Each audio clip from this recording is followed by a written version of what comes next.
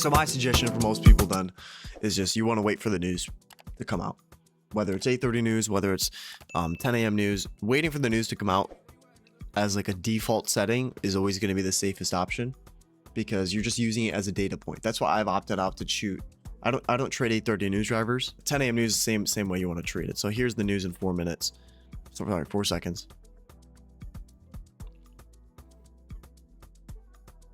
Case in point. Like I can argue a macro reversal here, but I know my higher time frame bias is bullish for the day. So if we were going to open up down there, I would have targeted the lows. We have SMT between these lows, expansion up. There's no real displacement, which is the only thing I was struggling with today. We've got a gap there reutilized, and then an order block reutilized. There's not really any inefficiencies in here that we tapped into. But then when you go to the 15-minute chart, you can kind of argue. I mean, it's not as clean, but you can say, okay, we dropped down, took out the sell stops there, retraded up, still no displacement there on that shift. Drops down again into an order block, trades up, then you have a shift, respects that inefficiency, shifts up again, inefficiency, respects that multiple times. We may have overshot it a little bit, but that's my bias going into today, if you missed it earlier. Now, your next window of opportunity would be the 1050 macro, which typically you only utilize in low probability conditions anyways. So what's called the last ditch macro. When you've got really no movement between 930 and 1050, that's when you can utilize it. Or when you have a seek and destroy kind of profile, 1050 macro is very, very useful. It's really best when you have no news and it's a low probability day. 1050 macro to an internal range stop run or kind of a low hanging fruit objective is really what all you're going to be asking for. I would be perfectly fine if that's left open as a breakaway gap. Perfectly fine. It's already been balanced.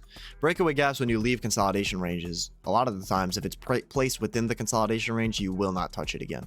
So in this case, like this gap here, it's quite close to that consolidation range. It's not placed within it. And when I say within it, I mean within the limits of that consolidation high and low. So we'll say that just for the purpose of speed. That's basically the consolidation high or low. So if I see a BISI forming here, 100% I would expect that to be left open. There's no reason it should retrade into there.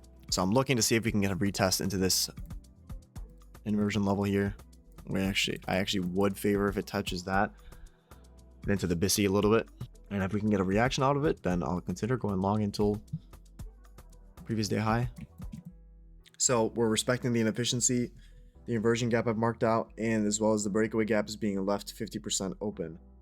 So at this point, if we can get a long entry, I do see the large 5-minute SIBI we got to trade through, so I'll be mindful of that. All right, we'll go ahead and send it there. Hello? What just happened? Okay.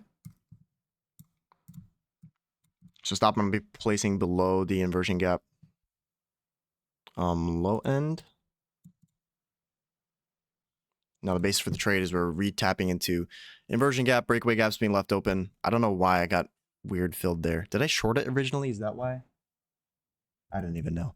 Anyways, and then we're tapping into the inversion upper portion as well as this gap being tagged and left, quite aggressively. So to me, this just looks like a fractal market maker buy model. We're re-entering off of the inversion gap there being reused. And then I'm not anticipating this low to be taken, nor am I anticipating these gaps to be filled. So I want speed and aggression now. I know we're trading into a 5-minute SIBI, like I said. So I know we're trading into this larger gap. So you have to be mindful of that. This is the larger SIBI that's going to be countering our draw on liquidity. That's going to be our speed bump in price. Now, can you refine this down? You can. Notice how there's buying and selling within here, but there's a wick. This becomes the inefficient portion in price action where you're probably going to see price slow down and have a reaction off of it. Hence why we're wicking up into here and having a reaction off of that. So I would favor if these are hit by 11 o'clock, but let's see. 1050 macro, basically second stage of distribution within this market maker buy model. So the stop is below mean threshold of this bullish order block here. It's also below the inefficiency. It's also at consequent encroachment of the inversion gap. So multiple, that's 3 PD arrays, right? So we're not expecting price to come down into this. There's also no reason for us to, in my mind, okay? We've already rebalanced a ton down here. We're now going to be seeking liquidity, and it's got to be quickly. We're not going to reaccumulate all these orders and then give people a chance to pull their stops from up here. So what you want to do is then we're looking for elements of obviously cut time. So 1050 macro being used as the second stage of distribution within this market maker buy model here. So basically, if we're looking at visually, it would be this last section before it runs the stops.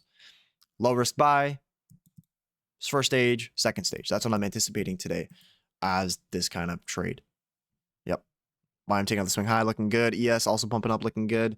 NASDAQ. This is Six Sister. This is not SMT. This is not SMT. This is not SMT. This is not SMT. Okay, the bias is bullish. This is Six Sister, meaning this is just kind of lagging behind, and it's going to want to catch up with the other ones with speed and aggression. So you wait for key times for that to happen. So stop should be protected, right? Bullish order block with the inefficiency. There's absolutely no reason we should come back down into this if my bias is right. That's what I'm looking for. If it wants to come back down into this, it's going to go for that and fill this gap. I don't see there's a reason as to why we have to come back all the way down into this when we just spent a whole lot of time here. Let's see if we can get above that. So if we can't get above that swing high with displacement at this point. So look. At this point, I said potentially if we were to run out this swing high, we could have a retracement back into the gap, and that'd be within variance, the potential variables of what it's likely to do on the day. That's within the realm of possibilities. Since we've already offered fair value during the macro time inside that gap, I'm not expecting this to create any kind of resistance. So therefore, above these stacked highs, I do want to see speed. So as we can close above here, I'm looking for it to really just send all the way up until this swing high and all the way up to the previous day high. So let's watch it. Let's see if we can get the speed now. It wants to fly up. And let me push this to the previous day high. Stop almost while I'm trimming to this swing low. I don't think we're going to get any retracement opportunities back into that inefficiency, nor should we take out that low. I'm not trimming it to the premium end of it because if it does want to tap into it with a wick for whatever reason, that's fine. Up into it. Well, we're going to count that as a fill. There you go. There's one. At this point, due to my own protocol and the fact that we're displacing away, we have an efficiency forming, I can trim it to the underneath part of this order block. Look at the speed we're getting there. It's got to be random, right? And there's your previous day high as well tagged, and we didn't get filled again. Now we should get filled, please. Please. Oh my goodness. Thank you.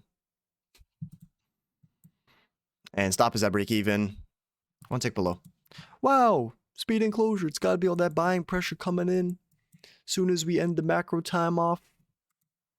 I'm just kidding. But there's your business. The 19 people who stayed here were treated with a demo. But, you know, these kind of days, it just kills you sometimes because it takes so long. You try and flip bias. And patience is key. You got to wait for everything to line up. We got everything we wanted, right? Sometimes you're going to you have to sit there and you're wrong and you're wrong and you're wrong and you're wrong and you're wrong. You just got to be successful one time. We waited. I told you exactly what I was looking for going into the day. I told you we're going to, you know, we're not going to, you can still trade these low probability days. It just takes some skill in the sense of patience. So we didn't get anything in here. I'm not looking for shorts because of the weekly profile. We waited in here. We waited in here. We waited in here. Then displacement. What did I say before? Just because we have displacement, your anticipation has been building. Okay. Every single time we're at a consolidation, you're always looking to be trading right after. You got to recognize that. When you realize that, okay, when this displacement happens, I'm not going to immediately just mark it in. You got to wait. You wait for price to trade up, respect something like a premium array or a discount array or an inversion array. In this case, we had the breakaway gap I mentioned was going to be left open. We didn't tag 50%. Inversion gap held. We trade up. As soon as I see, there's a tiny SIB here. As soon as I see it price trade above that aggressively, that's why I don't know if anyone caught it, but I actually marked this out on the stream and I put it in a dashed line and I just had that marked out. To me, that was an indication of that's my entry. Okay. So on a 15-second chart, I can go down to 15-second chart and I can look at the same exact mechanics I saw on this leg. This here is going to be the same thing within this here. So what am I looking for? I'm looking for the same fractal delivery as I got on the 15, as I got in the 1, as I got in the 15-second chart. Same thing in here. So we got that inefficiency here being traded into. It displaces up through a inversion array and also through this gap. As it trades up, it wicks into the upper portion of the 1 minute gap. It also wicks into this inefficiency and closes. Then it does it again. And then it closes above that 1 minute inefficiency premium that I marked out. That's where I got in.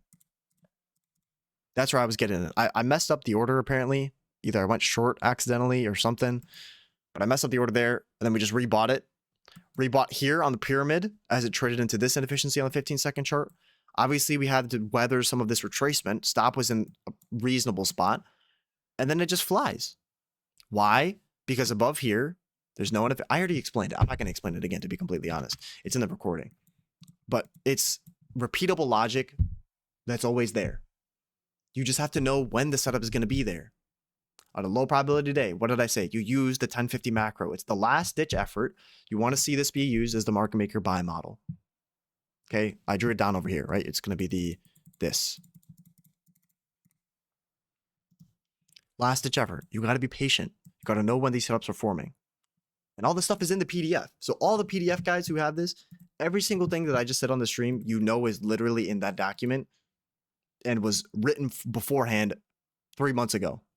And now here's your demonstration of a seek and destroy day where you can be trading these days. I told you it's not impossible. It's just, it's not optimal. I'm anticipating higher prices. If you look at the 15-minute and the 5-minute, to me, it looks pretty healthy. We just kind of had to come back and rebalance and chop around and twist our thumb a little bit down here, but it's still within, you can still see the precision in time, right? 10 o'clock did form the low of the session, and we never had to reaccumulate below there. There's not going to be a lot of stops. Trades up, etc. So you know the whole thing. You were sitting in here. So I appreciate you guys sticking around for the entire stream. I will talk to you guys on Monday, Lord willing. So take care this weekend. Backtest, journal, pick up the PDF if you're interested, pick up the tier 3 if you're interested. And until I talk to you guys next time, take care and peace.